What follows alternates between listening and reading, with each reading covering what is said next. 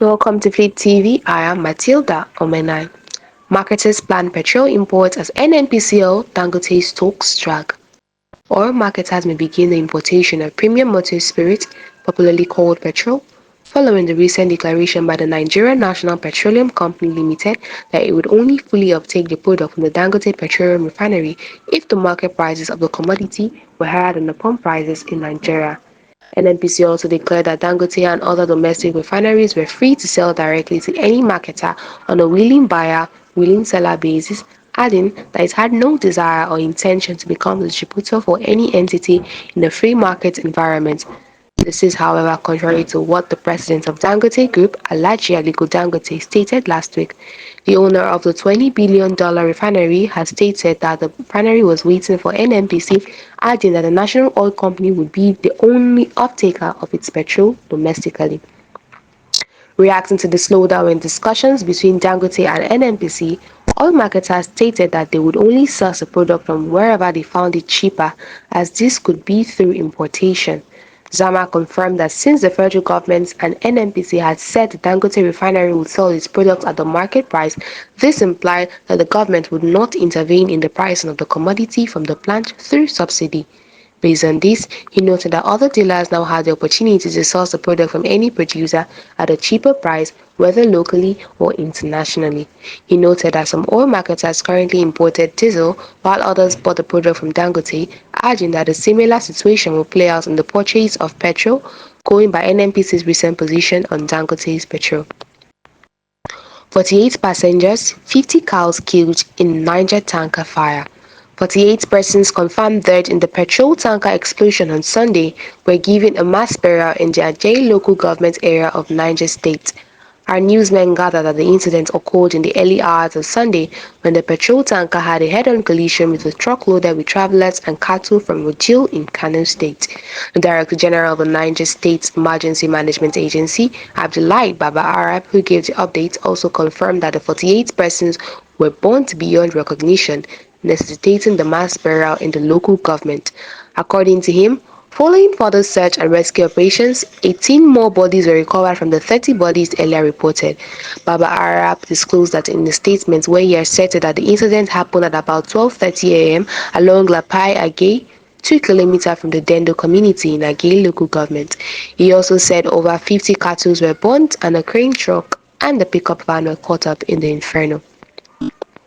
Petrol price hike, Nigerians at breaking point, NLC Atiku warned. The Nigerian Labour Congress NLC and former Vice President Abubakar Atiku weekend warned that the increase in petrol price by the federal government has put most Nigerians at a breaking point. This came as human rights lawyer Mr. Femi Falana-San yesterday urged the federal government to ensure the completion of the rehabilitation of the nation's refineries by September 2024 or take legal action against the contractors for breaching their contract. This is even as the Socio-Economic Rights and Accountability Project (SERAP) also yesterday asked President Bola Tinubu to direct the Nigerian National Petroleum Company Limited (NNPCL) to immediately reverse the apparently illegal and unconstitutional hike in the pump price of petrol across its retail outlets. While the NLC asked Nigerians to revolt against the price hike, Atiku said the situation of the average Nigerian and the economy will be further compounded by the plans by the government to increase value-added tax (VAT), coming on the heels of the recent hike in petrol price. NLC, which insisted on the reversal of the price increase, specifically called on Nigerians to join the government's quest to interrogate the refined petrol price hike. President of NLC, Joe Ajaero, who was represented by the Deputy President and President General of Maritime Workers Union of Nigeria (MWUN), Prince Adewale Adeyanju, stated this at the 2024 annual workshop organized by Labour Writers Association of Nigeria (LAWAN) with the theme Challenges of Nigeria's Economic Downturn, Survival Options for Workers. The impacts of these policies on the everyday lives of Nigerian workers and their families has been nothing short of devastating. VAT fuel prices hike will worsen Nigeria's cost of living crisis, Atiku.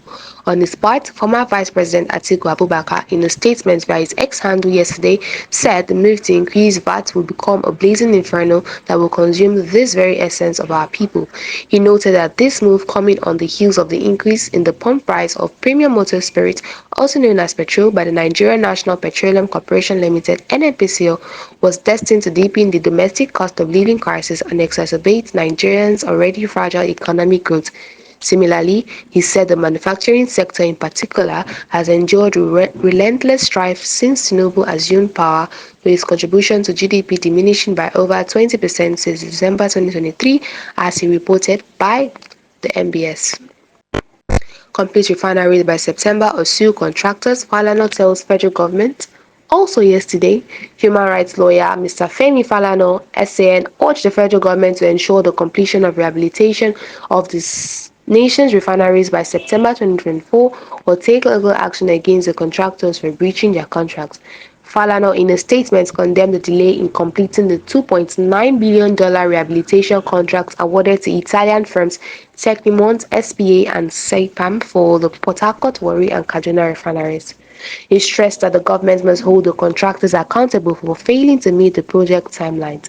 Serap calls for reversal. Meanwhile, Serap has urged the president to direct the Attorney General of the Federation and Minister of Justice, Mr. Lateef Fagbemi San, and appropriate anti-corruption agencies to probe the allegations of corruption and mismanagement in the NNPC. According to Serap, they include the spending of the reported $300 million bailout funds collected from the federal government in August 2024 and the $6 billion debt it owed suppliers, despite allegedly failing to remit all refineries revenues to the treasury.